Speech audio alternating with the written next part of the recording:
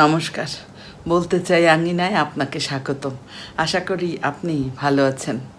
আমি যেহেতু বলতে চাই তাই আমি বলছি, আপনিও তেমন চাইলেই শুনবেন। দুঃখিত, আমার ঠান্ডা লেগেছে, তাই 2 দিন যাবৎ গলাটা একটু বসে গেছে। যাই হোক, আজকের প্রসঙ্গে আসি। আমাদের দৈনন্দিন জীবনে অভিযোগ করাটা এটা যেন একটা স্বাভাবিক অভ্যাসে পরিণত হয়েছে। সকালে ট্রাফিকের অভিযোগ, অফিসে কলিগের অভিযোগ, বাসায় পরিস্থিতির অভিযোগ, এই তালিকাটা যেন কিছুতেই শেষ হতে চায় না। আপনি কি কখনো খেয়াল করে দেখেছেন যে একজন মানুষ দিনে ঠিক কতবার অভিযোগ করে?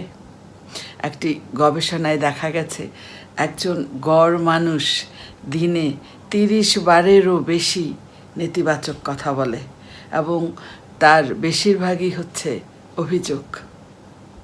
কিন্তু এই অভিযোগগুলো কি সমস্যার সমাধানে 1 ইঞ্চিও সাহায্য করতে পারে?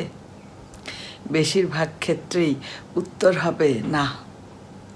অভিযোগ আসলে আমাদের ভেতরে বিষাক্ত চক্র তৈরি করে, যা আমাদের ভেতরের যে শক্তি, সেই শক্তি কেড়ে নেয় এবং আমাদের মনকে হতাশাগ্রস্ত করে তোলে। এই অভিযোগের চক্র, এই চক্র ভেঙে আমরা কিভাবে বেরিয়ে আসতে পারি, আজকে আমি সেরকম একটি শক্তিশালী জীবন দর্শন নিয়ে কথা বলবো। আর সেটি হলো, অভিযোগ নয়, পরিবর্তনের অভ্যাস করুন। এই যে এই অভিযোগের পেছনে যে মনস্তাত্ত্বিক সুবিধা আমরা চিন্তা করি, সেটা হলো যে যখন আমরা অভিযোগ করি, মূলত তখন আমরা যে সমস্যা, সেই সমস্যাটা অন্যের ঘাড়ে চাপিয়ে দিই। এর ফলে আমরা সাময়িক স্বস্তি পাওয়া যায়, কারণ আমরা তখন নিজেদেরকে নির্দোষ ভুক্তভোগী হিসেবে প্রতিষ্ঠা করি। কিন্তু এর দীর্ঘমেয়াদী ফলাফল ভয়াবহ। যখন আমরা বারবার অভিযোগ করি, আপনি বারবার অভিযোগ করেন, তখন আপনি মূলত আপনার নিজের মস্তিষ্ককে বার্তা দেন যে এই পরিস্থিতি সামলাবার ক্ষমতা আপনার হাতে নেই। আমরা মূলত তখন আমাদের জীবনের যে স্টিয়ারিং হুইলটি, সেটি অন্যের হাতে তুলে দেই। ধরুন, আপনি আপনার কম রোজগারের জন্য অভিযোগ করছেন। আপনি সমাজ, অর্থনীতি বা ভাগ্যকে দোষারোপ করছেন। যতক্ষণ আপনি অভিযোগ করছেন, ততক্ষণ আপনি নতুন যে দক্ষতা, সেটা শেখার কিংবা অন্য কাজের সুযোগ খোঁজার, অথবা আপনি আপনার ব্যক্তিগত উন্নয়নের কোনো পদক্ষেপ নিচ্ছেন না, আপনি চেষ্টাই করছেন না, যতক্ষণ আপনি অভিযোগ করছেন। এই অভিযোগ করা মানে হলো নিজের দায়িত্বটা এড়িয়ে যাওয়া। এটি এমন একটি বিষয়, এটি আপনার ভেতরের সেই শক্তিশালী মানুষটিকে দুর্বল করে দেয়, যার পরিবর্তনের সক্ষমতা ছিল, যার পরিবর্তনের সক্ষমতা আছে। এই যে বিষয়টি, এই অতিরিক্ত অভিযোগের যে বদভ্যাস আমাদের মধ্যে আছে, আমরা সেটাকে পরিবর্তনের উদ্যোগ নিতে পারি। আমরা এই অভ্যাসটাকে ভাঙতে পারি। এটা ভাঙার জন্য পরিবর্তনের 4টি শক্তিশালী উপায় আমরা অবলম্বন করতে পারি, আমরা আমাদের জীবনে প্রয়োগ করতে পারি, যা আমাদের অভিযোগকে অ্যাকশনে বা কাজে বদলে দেবে। উপায় নাম্বার 1, আপনি অভিযোগকে প্রশ্নে পরিণত করুন। প্রশ্নে পরিণত করুন। যখনই আপনার মনে বা আমার মনে, আমাদের মনে অভিযোগ করতে ইচ্ছে করবে, যখনই অভিযোগ আসবে মনে, তখনই আপনি নিজেকে প্রশ্ন করুন।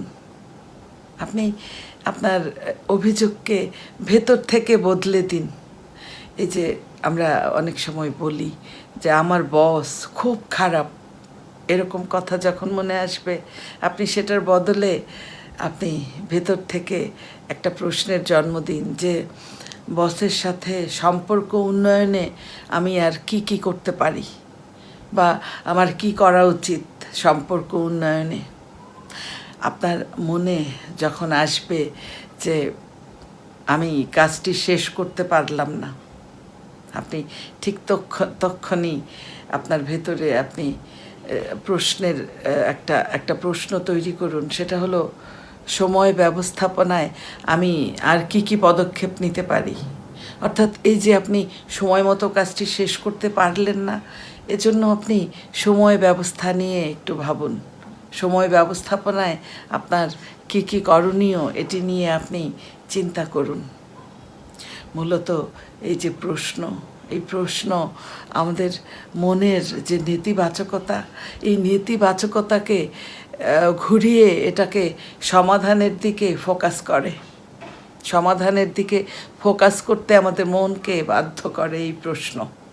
তারপর 2 নম্বরে আপনি ছোট পদক্ষেপের শক্তিকে বিশ্বাস করুন।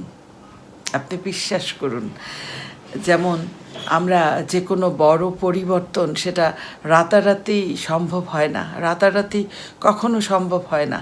এটি ছোট ছোট পদক্ষেপের সমষ্টি। যে কোনো বড় পরিবর্তন, বড় অর্জন, ধরুন আপনি আপনার যে স্বাস্থ্য, শারীরিক স্বাস্থ্য, আপনি সেটা নিয়ে ভাবছেন, আপনি চিন্তা করছেন যে আপনার শারীরিক স্বাস্থ্য এটাকে ঠিক করতে হবে।